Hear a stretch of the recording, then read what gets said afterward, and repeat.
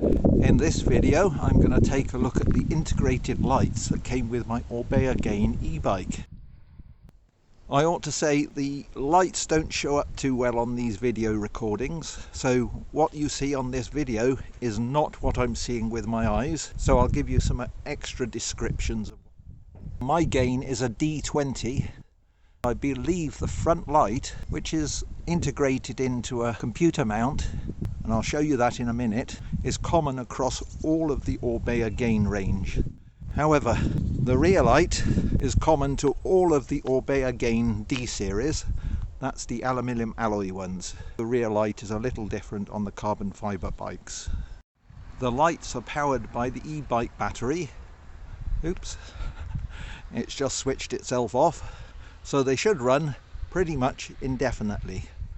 Both lights come on automatically when you switch the bike on, although you can turn both the front and the rear off using the iWalk button.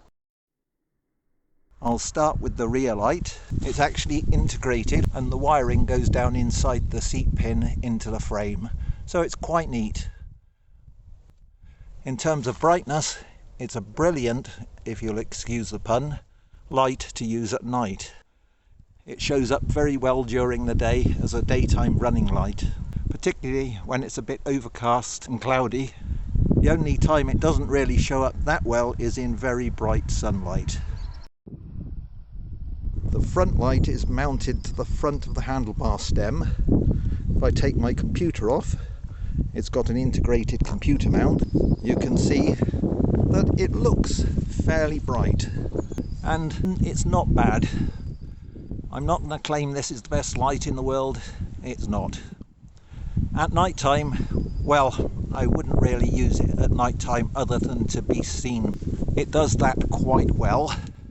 However, it does cast a very dim pool of light on the road in front of you, so you can't really use it to see where you're going.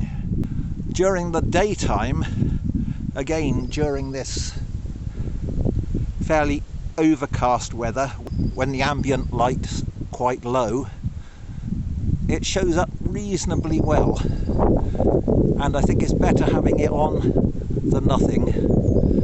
However, in very bright sunlight you will hardly see it, so I would probably turn it off in those conditions just to save a tiny amount of battery power. And there's a button on the front light mount here which will allow you to turn just the front light off and on. Although this light and the computer mount have been nicely integrated into the bike, there are some problems with its implementation. First of all, the mount can be rather flexible, and indeed not only does this not inspire confidence, but there have been a number of reports of these mounts breaking. Secondly, the computer fits on the mount in a horizontal orientation like that. I would like to just tip it up a few degrees so I can see it a bit more easily. However, the current mount doesn't have any adjustability, although I have made a small shim that does allow me to change the angle of this bracket slightly. This is the unit before fitting the shim, and this is the unit after. The last issue is how the electrical wires go into the bottom of the unit. It's not that great. A proper plug would be better. Okay, it's time to summarise. It's nice having the lights on there all the time. I don't have to think about finding lights, making sure they're charged, etc. They're always on the bike and they're always ready. In terms of function, the rear one is actually pretty good. The front light is not one that you would want to use on a dark night on a little lane. Get a proper light for that. However, it is good for being seen, and I should think it's particularly useful, although I haven't used it in that scenario, around town. Well, that's a summary of my Orbea Gain D20 integrated light system. From me, for now, is goodbye.